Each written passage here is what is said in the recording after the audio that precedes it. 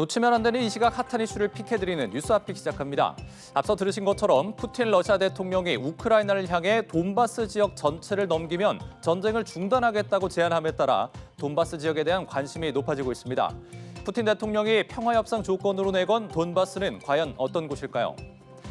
지금 보시는 것처럼 이 돈바스는 러시아와 우크라이나 접경 지역인 도네츠크와 루안스크주 일대를 가리키는 지역입니다.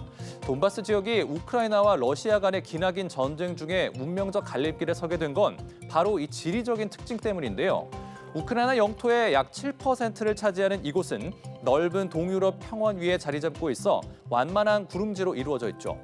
특히 세계적으로 손꼽히는 석탄 매장량을 바탕으로 옛 소련 시절부터 중공업 발전의 토대가 된 곳이며 1920년대에는 러시아의 심장으로 불리기도 했습니다.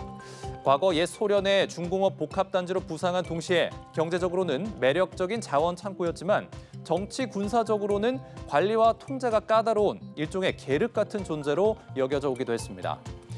러시아는 지난 2014년 크림반도를 즉각 합병하면서도 돈바스 지역은 내버려둬서 의문을 안기기도 했는데요. 과거 전성기의 상징이었지만 현재는 쇠락한 중공업 지역인데다 우크라이나와 러시아계의 주민 갈등이 여전히 존재하고 있다는 것이 부담이었을 것이란 해석이 나왔습니다. 하지만 푸틴 러시아 대통령이 최근 우크라이나와의 평화협상 조건으로 돈바스를 내걸면서 그 배경에 관심이 쏠리고 있는데요. 푸틴 대통령이 우크라이나 돈바스 지역에 대한 영토 편입을 요구하고 나선 건 바로 전략적 이점을 얻을 수 있기 때문이란 겁니다. 만약 러시아가 돈바스 지역을 장악할 경우 앞서 점령한 크림반도와 육로로 연결돼서 해상으로의 접근성을 확보할 수 있다는 분석이 나오고 있습니다. 이 같은 협상 요구안을 두고 우크라이나에서는 분노가 터져나오고 있는데요.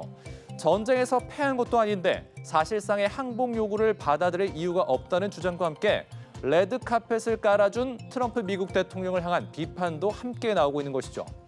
이제 돈바스의 운명은 현지 시간 18일에 열리는 트럼프 대통령과 젤렌스키 우크라이나 대통령과의 양자 회담에 달려 있습니다. 영토 협상 가능성을 일축해온 젤렌스키 대통령은 과연 끝까지 돈바스 지역을 사수할 수 있을까요? 지금까지 뉴스 앞픽이었습니다.